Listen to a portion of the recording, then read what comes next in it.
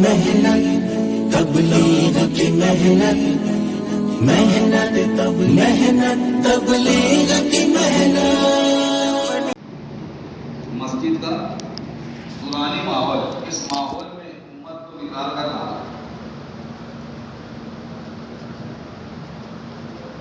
اور اس مبارک مہینے کے اندر تو اللہ تبارک و تعالیٰ سے جو ہے اللہ کی رحمت خود جو ہے بندوں کی طرف متوجہ ہوتی ہے. قلوب جو ہے نرم ہوتے ہیں، قلوب نرم ہوتے ہیں. یہ نفس جو ہے مرا ہوا ہے اور شیاطین جو ہے قید کر دیے گئے.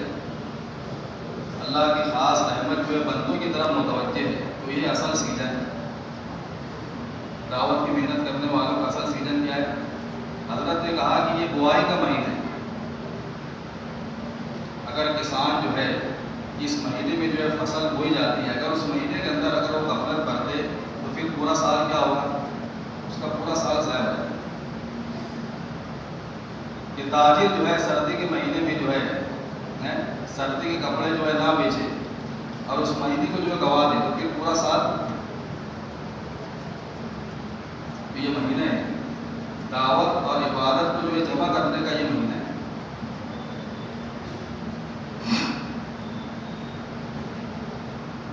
اسی لیے فرمایا کہ اس مہینے کے اندر اعتکاف کی جو فضیلت بتائی حضرت نے، ایک اعتکاف تو جو اپنی ذات کے لیے جو اعتکاف کر رہے اس کو جو ہے صالحین والے اعتکاف کا ثواب ملے. اور اگر کوئی اس نیت سے اعتکاف کرے کہ لوگ تو مسجد میں آ رہے ہیں، مسجد بھری ہوئی ہے، میں لوگوں کی جو ہے قلبوں کو درست کروں گا، لوگوں کو جو ہے نماز سکھاؤں گا، مسائل سکھاؤں گا، ایمان سکھاؤں گا. تو حضرت نے کہا کہ خوشخبری ان لوگوں کے لیے جو اس نیت سے اعتکاف کرے ان کو انبیاء والے اعتکاف کا ثواب ملے. انبیاء صدیقین اور شہداء والے اعتکاف کا ان کو اللہ تبارک و تعالیٰ اجر و ثواب عطا فرمائے. اس کی مستقل جو فضیلت بتائے اعتکاف. تو لوگوں کو جو ہے منکر کے ماحول سے نکال کر معروف کے ماحول میں لانا. اس لیے کہ امت جو ہے گناہوں کی عادی ہو چکی ہے. امت کیا ہو چکی ہے؟ گناہوں کی عادی ہو چکی ہے. تو اس زمانے میں سنت، دعوت کی جو سنت ہے، جیسے نماز کے لیے جو ہے جسم کا استعمال ضروری ہے، ایسے ہی دعوت کے لیے بھی جو ہے جسم کا استعمال ضروری ہے. جیسے نماز کے لیے بدن کا جو ہے کوئی متبادل نہیں ہے، ایسے ہی دعوت کے لیے انسان کے جسم کا کوئی متبادل نہیں. اس کی مثال دیتے ہیں حضرت. اگر ایک ایسی مشین جو ایجاد کر لی جائے کہ جو نماز کے سارے ارکان کو جو ہے صحیح جو ادا کرتی ہو، رکوع بھی کرتی ہو، سجدہ بھی کرتی ہو اور اس کے اندر سے آواز بھی آتی ہو، تو بتاؤ کہ ہماری نماز کا بدل ہو جائے. یا کوئی ہمارا غلام یا کوئی خادم جو ہے ہماری طرف سے نماز پڑھ دے تو یہ ہماری نماز کا بدل ہو جائے گا. تو ایسے ہی محترم بزرگ دوستو، دعوت کا بھی جو ہے انسان کے جسم کے علاوہ کوئی متبادل نہیں. اس لیے کہ اس زمانے کے اندر ساری دعوت جو ہے رواجی طریقوں پر آ گئی. رواجی آلات اور رواجی طریقے یہ اپنے اندر جو ہے ظلمت لیے ہوئے. رواج کے اندر جو ہے رواج کی ظلمت ہے اور سنت کے اندر جو ہے نور ہے. اس لیے جو رواجی آلات ہے یہ غیر مصنوع ہونے کی وجہ سے غیر مؤثر ہے. اس کا کوئی اثر بھی نہیں ہے اور اس کا کوئی اجر بھی نہیں. اس لیے تینوں لائن کی سنت کا اہتمام کرنا. ایک تو سنت دعوت ہے، ایک سنت عادت ہے اور ایک سنت عبادت ہے. جیسے عادات کی لائن کی سنتیں ہیں، قیامت تک جو اس کے اندر کوئی رد و بدل نہیں ہو سکتا.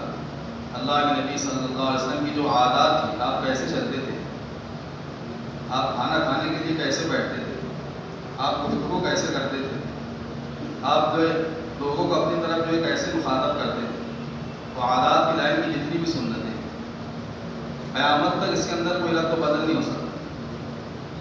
اسی طریقے سے سنت عبادت، اللہ کے نبی صلی اللہ علیہ وسلم نے جو ہے نماز کیسے پڑھی ہے، آپ کا نماز کا طریقہ کیا تھا، آپ نے روزہ کیسے رکھا. تو عبادات کی لائن کی سنت ہے، یہ اس کے اندر بھی رد و بدل نہیں ہو سکتا. تو جب سنت عادت میں اور سنت عبادت میں تبدیلی ہو سکتی ہے، جو دعوت کی لائن کی سنت ہے اس میں کیسے تبدیلی ہو سکتی ہے کہ بھائی زمانے کے اعتبار سے جو ہے ان طریقوں کو استعمال کیا جائے. حضرت نے کہا کہ یہ محمد صلی اللہ علیہ وسلم کے طریقۂ محنت اور طریقۂ دعوت کی مخالفت اور اس کا مذاق ہے. کہ ہم جو ہے کسی کو جو ہے لکھ کر دے دیں یا اخبار کے اندر جو ہے کوئی کالم شائع کر دے کہ بھائی امر بالمعروف اور نہی عن المنکر کی ذمہ داری ادا ہو جائے گی. آگے اس سے اتمام حجت نہیں ہوگا. پھر اس کی مثال بیان کی کہ ایک آدمی جو ہے گڑھے کے اندر گرا ہوا، اب اگر وہ اس کو چٹھی لگ کر اس کے گڑھے کے اندر ڈال دے تو بھائی آپ باہر آ جاؤ تو باہر آ جائے گا. ایک آدمی جو ہے کنویں کے اندر گرا ہوا ہے، ڈوب رہا ہے، آدمی پوری کتاب چھانپ کے جو ہے کنویں کے اندر ڈال دے بولے وہ باہر آ جائے گا، اس کی جان بچ جائے گی. اور اس کو تو سہارے کی ضرورت ہے، اس کو گائے کی ضرورت ہے، اس کو جو ہے سہارے کی ضرورت ہے. اس لیے حدیث بیان کی منتخب میں بھی اور فضائل اعمال کے اندر بھی وہ حدیث ہم بار بار پڑھتے ہیں.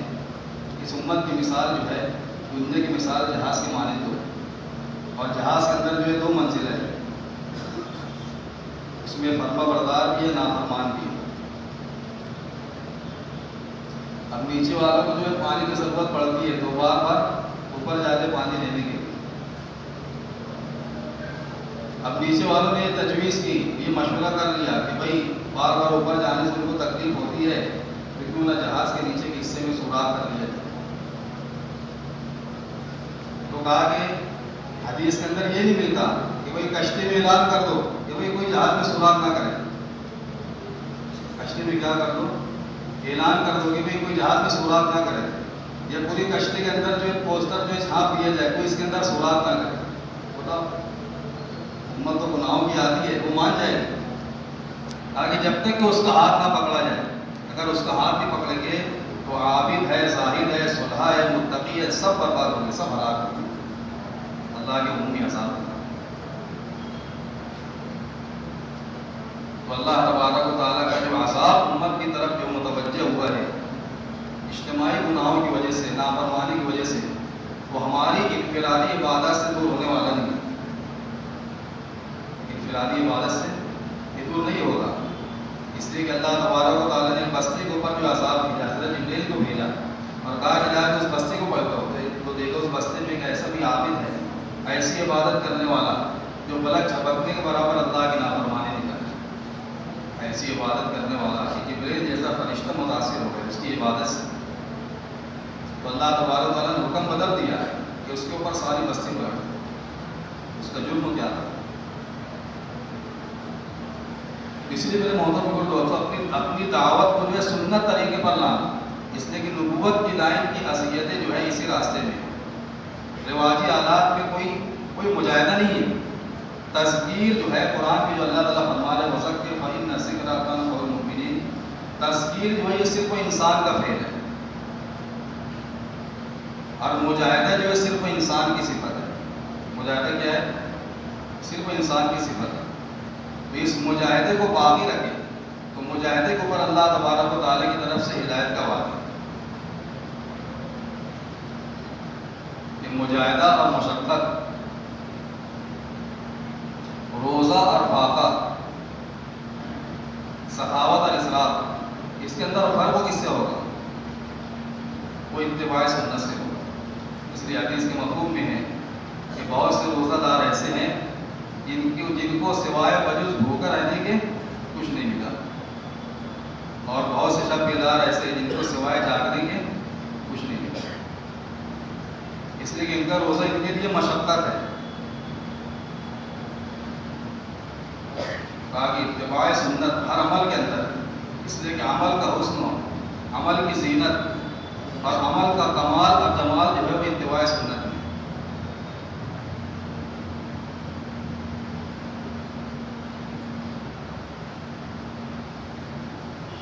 اس لیے حدیث کے مفہوم میں کہ 3 شخص ہوئے ازواج مطہرات کے پاس اللہ کے نبی صلی اللہ علیہ وسلم کی جو عبادت کا حال معلوم کرنے کے.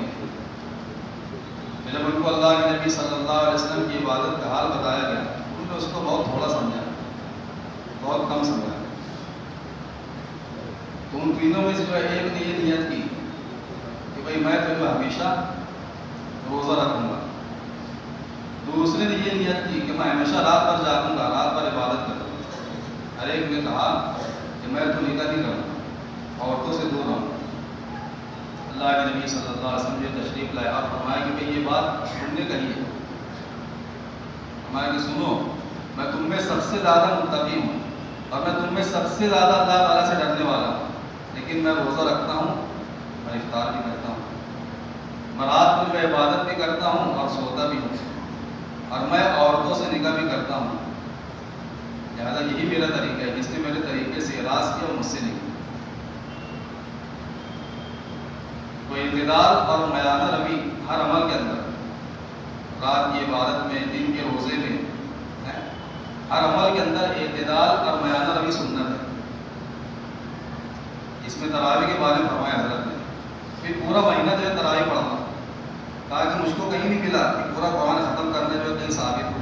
آج صحیح قرآن پڑھنا یہ ثابت ہے. صحیح قرآن پڑھنا تراویح کے اندر یہ واجب ہے, یہ ضروری ہے. کہ عام طور سے جو لوگ جو ہے 10-15-20 دن میں جو ہے ختم کرنے کے چکر میں ہیں, تو کہا کہ قرآن ان کے اوپر بوجھ ہے کہ کسی طریقے سے 15 دن میں 10 دن میں یہ بوجھ ہمارے اوپر سے اتر جائے. قرآن سے کوئی شغف نہیں. حالانکہ فرمایا کہ افضل ذکر و قرآن کی تلاوت. اور اس مہینے کی مبارک مہینے کے اندر جو رات ہے لیلۃ القدر کی رات, اس رات کی جو خاصیت, اس کی ایک وجہ یہ بھی ہے, اسی رات کے اندر اللہ تبارک و تعالیٰ نے پورے قرآن کا نزول لوح محفوظ سے آسمان دنیا پر اسی رات کے اندر. تو فرمایا کہ افضل ذکر جو ہے قرآن کی تلاوت ہے. تو کہا کہ اس مہینے میں جو کثرت سے قرآن پاک کی تلاوت کرے گا وہ سال بھر اللہ تبارک و تعالیٰ تلاوت پر, مراقبت پر, استقامت اللہ تعالیٰ اس کو عطا فرمائے. تو تلاوت کے صحابہ کا طریقہ کیا تھا؟ قرآن کی منزل قومی بھی شوق علی رضی اللہ عنہ فرماتے تھے کہ میرے منہ کا شوق قرآن کی تلاوت.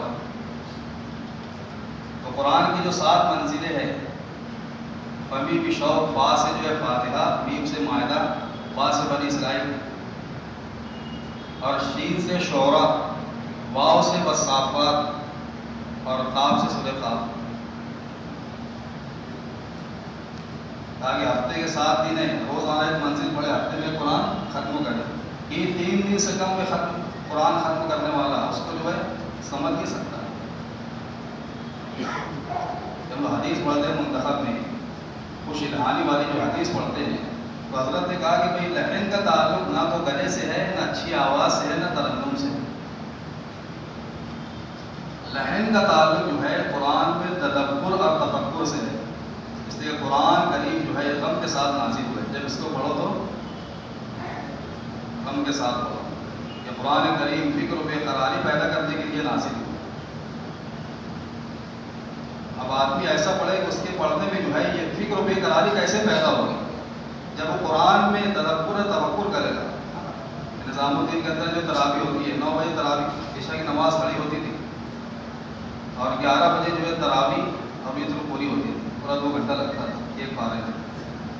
12 پڑھے, اس کے بعد پھر ایک پارے جو ہے روز آنا ہوتا. جیسے نماز کے اندر عام جو نماز میں پڑھتے تھے, قومے کی یا سجدے کی تسبیح بالکل اطمینان کے ساتھ. تراویح پڑھنے کے بعد محسوس ہوتا ہے کہ ہاں بھائی ہم نے تراویح پڑھی ہے. اس لیے ایمان اور احتساب جو ہے شرط و عبادت کے اندر, حدیث کے اندر جو ہے تراویح جو پڑھے ایمان اور احتساب کے ساتھ, شب قدر کی عبادت ایمان اور احتساب کے ساتھ. تو ایمان احتساب کیا ہے؟ اگر نہیں ہوگا تو عبادت بوجھ بن جائے گی, یہ عبادت مشقت بن جائے گی.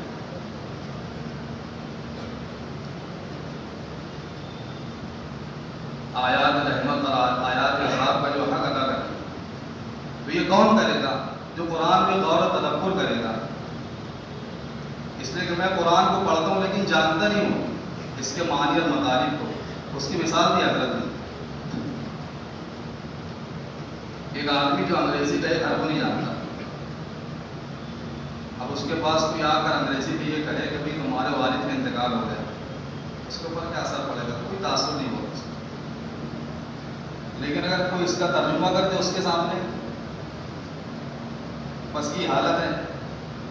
جب پڑھانے والا جب غور و تدبر کے ساتھ پڑھائے گا تو اس کا اثر پیچھے والوں کے اوپر پڑے گا، پیچھے والوں کے آنسو نکل جائیں گے۔ یہ اس کا تعلق جو ہے ذہن سے ہی ہے۔ قرآن میں غور و تدبر کریں، کثرت سے جو ہے قرآن پاک کی تلاوت کریں، اور اس مبارک مہینے کے اندر جو استغفار کا بھی اہتمام ہے۔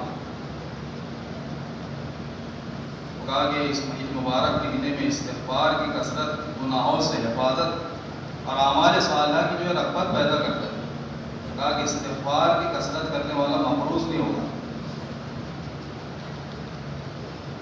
استغفار بھی جو ہے وہ دھیان کے ساتھ، ہمارا استغفار ایسا ہے کہ اس کو خود استغفار کی ضرورت ہے۔ ابو داؤد شریف کی روایت ہے، جو پابندی سے استغفار کرتا ہے، پابندی سے استغفار کرتا ہے، تین انعام ہے منتخب کے اندر۔ جو پابندی سے جو استغفار کرتا ہے، اللہ تبارک و تعالیٰ جو ہے ہر تنگی سے نکلنے کا راستہ بنا دیتے ہیں، ہر غم سے اللہ تبارک و تعالیٰ اسے نجات عطا فرماتے ہیں، ہر غم سے اللہ تبارک و تعالیٰ اسے نجات عطا فرماتے ہیں، اور ایسی جگہ سے روزی دے گی جہاں سے اس کو گمان بھی نہیں ہوگا۔ یہ تین فائدے استغفار کے اوپر۔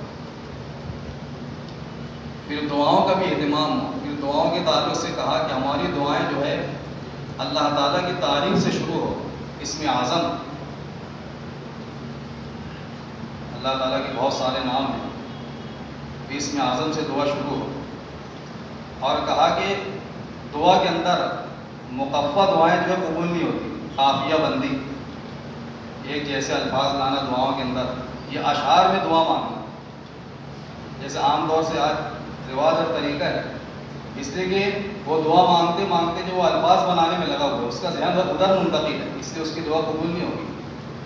پھر اس کی مثال دی کہ ایک آدمی جو ہے ڈاکٹر کے پاس جائے اور اس کے گردے میں جو ہے شدید درد ہو، تو کیا وہ اشعار میں کہے گا ڈاکٹر سے؟ اپنے درد کو اشعار میں کہے گا ڈاکٹر سے؟ اس کو تو اتنی شدت سے درد ہو، اس کو کچھ ہوش نہیں ہے۔ تو دعا کے اندر جو استرار ہو، بے چینی ہو، امن یجیب المضطر اذا دعا، کہ اللہ تعالیٰ بے قرار کی جو ہے سننے والے ہیں، ہماری دعاؤں کے اندر وہ بے چینی نہیں ہے۔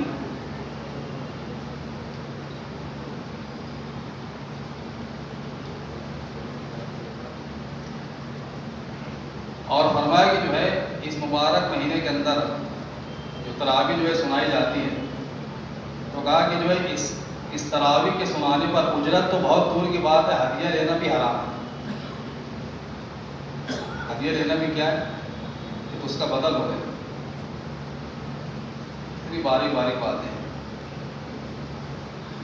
اور بیعت کی مجلس میں یہ بات فرمائی تھی کہ ابھی تو ہم تو یہ سنتے تھے بھائی تصویر لینا حرام ہے، تصویر لینے کے بارے میں اتنی سخت بات فرمائی، تو کہا کہ جو ہے تصویر لینا، زنا کرنا، شراب پینا اور سود کھانے سے بڑا گناہ ہے۔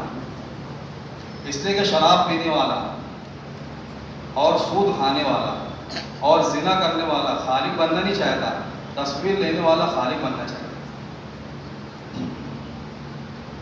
کہا کہ تصویر دیکھنے سے بھی نماز کی حلاوت ختم ہو جاتی ہے، تصویروں کے دیکھنے سے بھی، اس لیے کہ جو گناہوں کے ودائی سے، گناہوں کے اسباب سے نہیں بچائے گا، وہ گناہ کے اندر مبتلا ہوگا۔ ایک مثال دی نوح علیہ السلام کی قوم کی جو 5 بزرگ ہوتے، 5 اللہ والے، تو شیطان نے کیا کیا؟ سب سے پہلے ان کی تصویر بنائی کہ تصویر دیکھو ہی نہیں، تو کہا کہ علماء کی تصویر دیکھنا بھی حرام ہے، علماء کی تصویر دیکھنا بھی اس میں، اس لیے کہ تصویر دیکھنا اس میں بت پرستی کا شاعر ہے۔ بت پرستی کا کیا ہے؟ ہاں، یہیں سے وہ بت پرستی تک پہنچے تھے۔ اس لیے فرمایا کہ جو ہے نظروں کی حفاظت کرنا۔ کیوں نظروں کی حفاظت کرنا؟ اس لیے کہ ابتدا جو ہے آنکھ سے ہوتی ہے، انتہا شرم و غابر ہوتی ہے۔ اور کہا کہ اس مہینے کے اندر جو سغائر سے اپنے آپ کو نہیں بچائے گا، اس مہینے کے اندر جو اپنے آپ کو صغیرہ گناہوں سے نہیں بچائے گا، پھر وہ دوسرے مہینوں میں کبیرہ گناہوں کے اندر اس کی طبیعت مائل ہوگی۔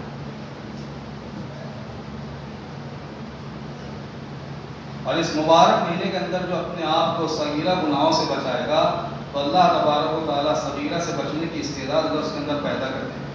اس لیے کہ یہ مہینہ مشق ہے پورے 11 مہینے کی۔ اس ایک مہینے کا اثر جو ہے پورے 11 مہینے کے اوپر پڑے گا۔ ایک مہینے کا اثر جو ہے پورے 11 مہینے کے اندر پڑے گا۔ بھائی زکوٰۃ کا کیا مقصد ہے؟ مال کی طہارت ہے، نماز کا کیا مقصد ہے، ایمان کا کیا مقصد ہے، آدمی حج کیوں کر رہا ہے؟ حضرت نے کہا کہ حج جو ہے پوری زندگی کو بدل دیتا ہے، رمضان کا روزہ جو ہے پورے سال کو بدل دیتا ہے، اور جمعہ کا دن پورے ہفتے کو بدل دیتا ہے۔ تو کیا مقصد ہے روزے کا؟ روزے سے مقصود جو ہے تقویٰ پیدا ہو اپنے اندر، لعلکم تتقون، تمہارے اندر تقویٰ پیدا ہو جائے۔ تو آدھا رمضان گزر گیا، میرے اندر کتنا تقویٰ پیدا ہوا، 15 روزے گزر گئے، آدمی چیک تو کرے، کہیں ایسا تو نہیں ہے کہیں میں بھوکا رہ رہا ہوں، بلکہ اتنی یہ وہی سنائی کہ اکثر لوگ جو ہے زبان کی حفاظت نہیں کرتے، غیبت کے اندر مبتلا ہوتے ہیں۔ حضرت شریف نے لکھا ہے بعض علماء کے نزدیک جو ہے غیبت کرنے سے روزہ ٹوٹ جاتا ہے۔ اللہ کے نبی صلی اللہ علیہ وسلم نے مثال بیان فرمائی کہ غیبت کرنے والا جو ہے اپنے مردہ بھائی کا گوشت کھاتا ہے، تو کہا کہ یہ مثال لوگ سمجھتے ہیں فرضی مثال ہے، تو اللہ کے نبی صلی اللہ علیہ وسلم نے صحابہ کو اس کا مشاہدہ کروایا کہ دیکھو یہ فرضی مت سمجھ لیں اس کو کہ بھائی گوشت تو کھانے جیسا ہے، گوشت تو ہی کھانا ہے۔ اللہ کے نبی نے فرمایا کہ سب روزہ رکھیں، اور آپ جب افطار کا وقت ہو تو آپ اجازت ہے، جو اجازت ہے اس کے بعد افطار کریں۔ تو ہم نے کئی مرتبہ واقعہ سنا فضائل رمضان کے اندر کہ دو عورتوں نے روزہ رکھا، مرنے کی جو ہے قریب ہو گئی، اللہ کے نبی کے پاس نہیں آ رہی ہے شرم کی وجہ سے، تو اللہ کے نبی ان دونوں کو بلایا اور ایک بڑا پیالہ دیا، کہا کہ اس کے اندر قے کرو، تو قیدی نے جو ہے قے کیا تو تازہ گوشت، حدیث کے اندر ہے تازہ گوشت اور خون نکلا، گوشت کا ٹکڑا، اس سے آدھا پیالہ بھر گیا، پھر دوسرے کا اس کے اندر قے کرو، تو اس میں سے جو ہے تازہ گوشت اور خون نکلا، پورا پیالہ بھر گیا۔ تو یہ ہے اپنے مرے ہوئے بھائی کا گوشت کھانا۔ تو حضرت نے کہا اگر تم روزے کی حالت میں بھی تم سے یہ کہے کہ بھئی پانی پی لو، تم کہو گے میرا روزہ ہے، بھئی چائے پی لو، کہو گے میرا روزہ ہے، تو کہا کہ اس سے زیادہ ضروری ہے کوئی آ کر یہ کہے کہ فلاں شخص تو ایسا ہے، تم کہو میرا روزہ ہے۔ بھئی گوشت تو کھانے میں آپ کے ساتھ شریک نہیں ہونا چاہیے، بلکہ آنکھ سے اشارہ کرنا بھی جو غیبت ہے۔ اللہ کے نبی صلی اللہ علیہ وسلم جو ہے اپنے مرض الوفات میں جب بہت زیادہ بیمار تھے، ساری ازواج مطہرات جو اکٹھا تھی، حضرت صفیہ رضی اللہ تعالیٰ نے کہا کہ کاش یہ بیماری مجھ کو ہو جائے۔ کیا کہا؟ محبت میں، فرد محبت میں، تو ساری سوگندیں وہاں پر تھی، انہوں نے ایک دوسرے کو اشارہ کیا، دیکھو آنکھ سے اشارہ کیا، زبان سے نہیں کہا۔ تو اللہ کے نبی نے فرمایا کہ تھوکو تھوکو، کلی کرو، تم نے اپنے سوگند کی جو ہے غیبت کی، یہ اپنی بات میں سچی ہے، یہ بھی غیبت ہے۔ بلکہ حضرت نے کہا اگر کوئی یہ کہے کہ بھئی یہ تو بہت سوتا ہے، کہا کہ یہ زنا کرنے زیادہ سخت ہو۔ واقعہ ابوبکر رضی اللہ تعالیٰ، عمر رضی اللہ تعالیٰ اللہ کے نبی کے ساتھ سفر میں تھے، سفر میں جو ایک خادم کے ساتھ میں تھا، وہ خادم جو سویا ہوا تھا، ان دونوں کو بھوک لگی، تو انہوں نے آ کر جو اس خادم کو اٹھایا، کہا کہ بھائی اٹھو، تو کہا کہ یہ تو بہت سوگ ہے، بہت سست ہے، اور اس کو اٹھایا، کہا اگر جہاں اللہ کے نبی سے کہو کہ ہم کو بھوک لگی، ہم کو سالن چاہیے۔ تو یہ خادم گئے اللہ کے نبی کے پاس، تو اللہ کے نبی نے فرمایا کہ ان دونوں سے کہنا تم تو گوشت تو کھا چکے ہیں۔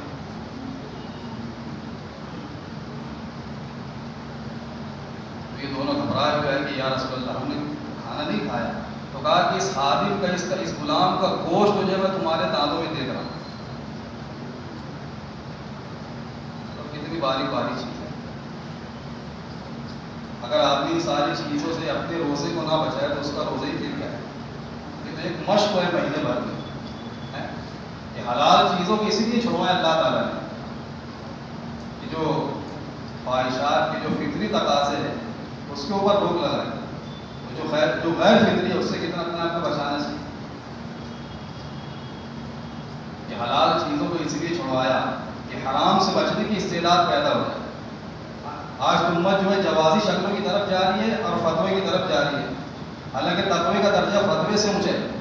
مسلمان کی شان بغیر تقوی کی نہیں ہے، انما یتقبل اللہ من المتقین، اللہ تعالیٰ متقیوں کا عمل قبول کرتے ہیں۔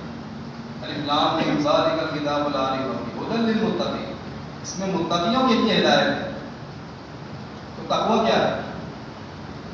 اتنا تقوی میرے اندر پیدا ہوا، رمضان عام دنوں میں جیسے میری زندگی گزرتی تھی، جن گناہوں کے اندر مبتلا تھا، وہی گناہ اس مبارک مہینے کے اندر تو نہیں ہو رہے مجھ سے.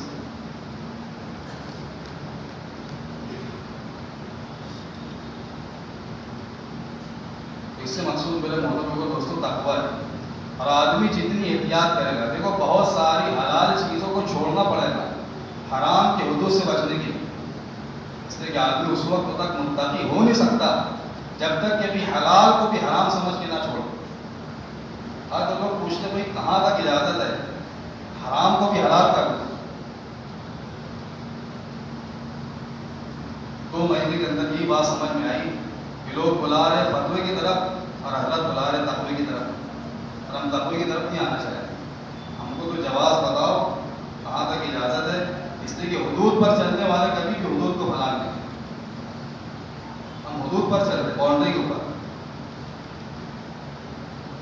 آدمی جتنی احتیاط کرے گا اتنا اللہ کی طرف سے نور ملے گا. اور حرام کی ظلمت جو ہے وہ تقوی سے کھلتی ہے. کیسے کھلتی ہے؟ تو کہا کہ استغفار کی کثرت سے جو ہے گناہوں کی بو محسوس ہونے لگتی ہے. حضرت نے کہا استغفار کی کثرت کرو. ایک آدمی جو ہے ایسی جگہ رہتا ہے جو بدبو والا ماحول ہے، یہ تو عام مثال ہے، تو سمجھ میں آتا ہے کہ اس ماحول میں رہتے رہتے اس کی حس ختم ہو جاتی ہے، بدبو اس کو محسوس نہیں ہوتی. 11 مہینے جو ہے ان رواجی آلات کے درمیان ہم رہے، بہت سارے گناہ اس بار امت گناہ نہیں سمجھ گئی. تو اس میں رہتے رہتے جو ہے تو کہا کہ اس کا دل کے اوپر ایسا اثر ہو گیا جب اس کو لوگ گناہ بھی نہیں سمجھتے. حالانکہ ایمان کا سب سے اعلیٰ درجہ یہ ہے کہ آدمی جو ہے منکر کو دیکھ کر غمگین ہو. یہ ایمان کا سب سے اعلیٰ درجہ. ایمان کا کیا ہے؟ گناہ کو دیکھ کر آدمی غمگین ہو، یہ ایمان کا سب سے اعلیٰ درجہ ہے. اس کا ایمان کمزور ترین ایمان ہے. اگر گناہ کو گناہ بھی نہ سمجھے تو اس گناہ کی کراہیت اس کے دل سے نکل گئی. اب اس کو اپنے ایمان کی خیر منانی چاہیے. اب اس کے دل میں ایمان کا ذرہ بھی نہیں. اس لیے کہ بھائی ایمان تو اس کی علامتوں کے ساتھ ہے. ایمان کا کے ساتھ ہے. اس زمانے ایمان جو ہے تصور ہے، اس زمانے میں ایمان ایک حقیقت ہے. ہمارے زمانے میں کیا ایمان ایک تصور ہے. دور صحابہ میں ایمان ایک حقیقت تھا. اس لیے اللہ کے نبی صلی اللہ علیہ وسلم صحابہ کرام کو ایمان سکھلاتے بھی تھے اور ان کے ایمان کے امتحان بھی لیتے تھے. تو وہ علامتیں ہم اپنے اندر دیکھیں میرے اندر ہے کہ نہیں ہے. صحابی رسول مسجد میں لیٹے ہوئے اللہ کے نبی نے ان کو کہا کہ اپنا سر اٹھا. حارث تم نے کس حال میں صبح کی؟ یا رسول اللہ میں سچا پکا مومن ہوں. تمہارے اس قول کی کیا دلیل ہے؟ تم نے ایمان کی حالت میں صبح کی، تم ایمان والے ہو. کہا کہ یا رسول اللہ میں نے اپنے دل کو دنیا سے ہٹا دیا، دنیا سے بے رغبتی. میں دن کو جو ہے روزے سے رہتا ہوں، میں رات کو جو ہے جاگتا ہوں، یعنی عبادت کرتا ہوں. اللہ تعالیٰ کا عرش لایا جائے گا، وہ منظر میری آنکھوں کے سامنے. جنت والوں کی ملاقات کو گویا میں اپنی آنکھوں سے دیکھ رہا ہوں. جہنمیوں کی چیخ و پکار گویا میں اپنے کانوں سے سن رہا ہوں. یہ کیفیت ہے. تو فرمایا کہ حارث ایسے مومن ہیں جن کا دل ایمان کے نور سے روشن ہو چکا. سادگی ایمان کا حصہ ہے. اللہ کے لیے محبت کرنا، اللہ کے لیے دشمنی کرنا، یہ ایمان کا حصہ ہے. کامل ترین مومن وہ ہے جس کے اخلاق سب سے اچھے ہو اور جس کا برتاؤ اس کے گھر والوں کے ساتھ سب سے زیادہ نرم ہو. کامل ترین مومن وہ ہے جو اپنی جان اور اپنے مال سے اللہ کے راستے میں کیا کرے؟ جہاد کرے. اور دوسرے اپنے شر سے لوگوں کو بچائے. کسی گھاٹی میں رہے اور اپنے شر سے لوگوں کو. حدیث کی مفہوم میں بندہ اس وقت تک ایمان کی حقیقت کو حاصل نہیں کر سکتا جب تک کہ اپنی زبان کی حفاظت کرے. اپنی زبان کی حفاظت نہ کرے تو زبان کی حفاظت بھی بہت ضروری ہے.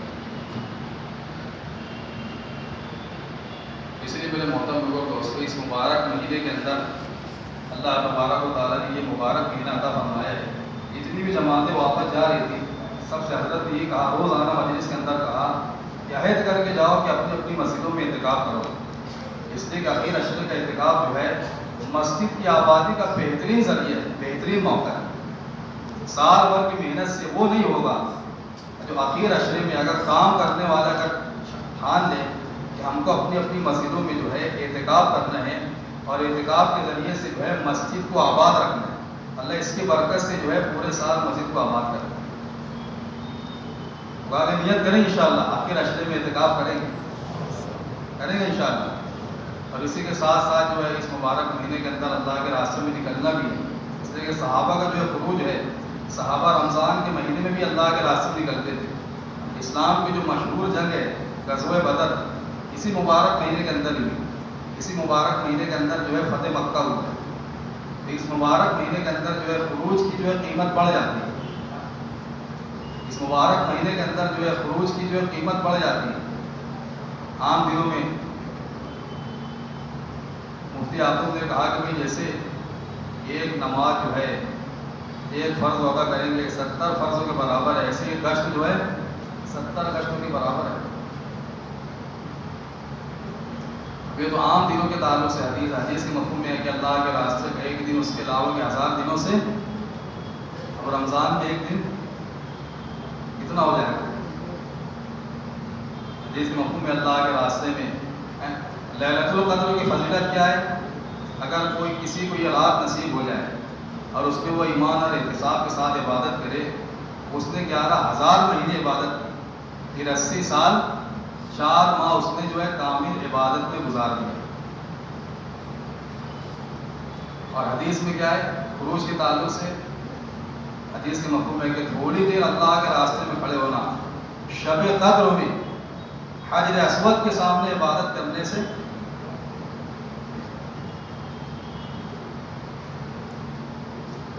اور دوسرے جو ہے عمومی تشکیل جو ہے 4 مہینے کی، کہا کہ نظام الدین میں جو جتنے کی تشکیل نہیں ہے،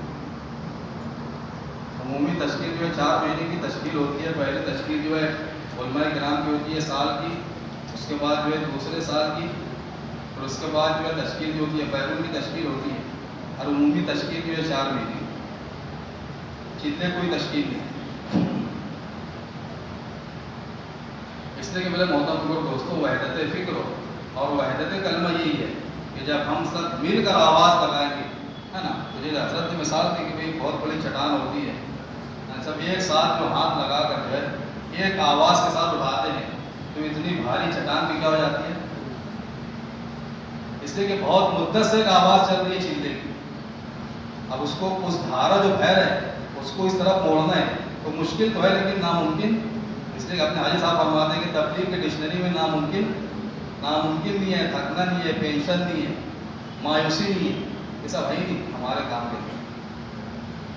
بتاؤ اتنا بڑا امت کا جو طبقہ جو ہے ابھی تک کتنے ایسے ہمارے شہر میں اگر دیکھیں گے جتنی آبادی ہے اس میں سے 4 مہینے والے کتنے ہیں؟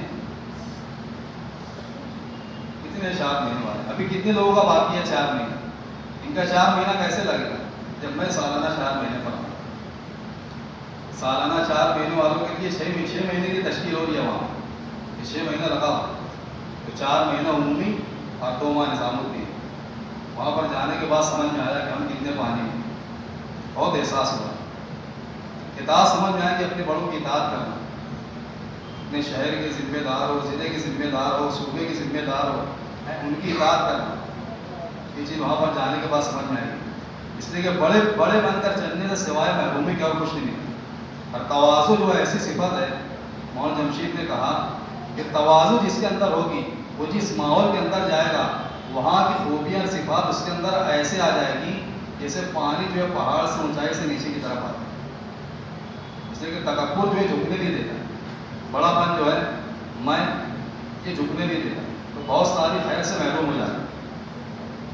اور کہا کہ وہاں پر اس لیے بلایا جاتا ہے کہ وہاں پر آؤ اور وہاں کے تقاضوں کو پورا کرو، وہاں سے جو تقاضا مل جائے۔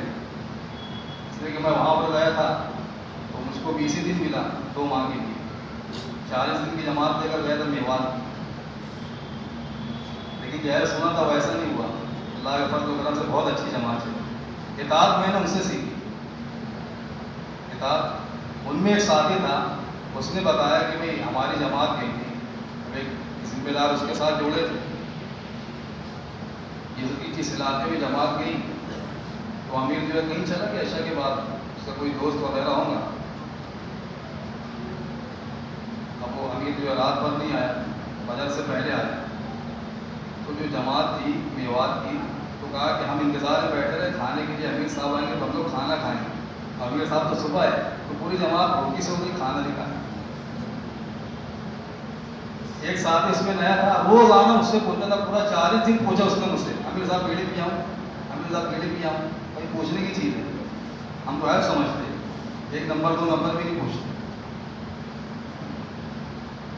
ان کے اندر بہت ساری صفات ہیں. پھر وہاں پر یہ حدیث سمجھ میں آئی کہ اپنی قوم کے علاوہ لوگوں کے ساتھ اللہ کے راستے میں نکلو، اس سے تمہارے اخلاق درست ہوں. اس لیے کہ ہر ملک والوں کے اندر الگ الگ خوبی اللہ نے رکھی، الگ الگ صفات رکھی. وہ صفات اور اپنی خوبی وہ اپنے اندر آئے گی. جب وہاں کے تقاضوں پر چلیں گے، کام کی سمجھ بوجھ ملے گی. ہم تو یہ سنتے تھے کہ بھائی 4 دیواری میں سانس لینے سے ایمان بڑھ جاتا ہے، کام کی استعداد بھی اللہ بڑھا دیتے ہیں. عجیب روحانیت ہے، عجیب تاثیر ہے کہ شروع میں تو بیٹھے بیٹھے جو آنکھ سے آنسو جاری ہو جاتے ہیں مجلس کے اندر بیٹھے بیٹھے. ایسی عجیب روحانیت ہے، عجیب تاثیر ہے. اس لیے بھائی ہم سب نیت کریں کہ ہم سب جو ہے 2 ماہ جائیں گے نظام الدین. بولو بھائی اس کے لیے جو ہے پہلے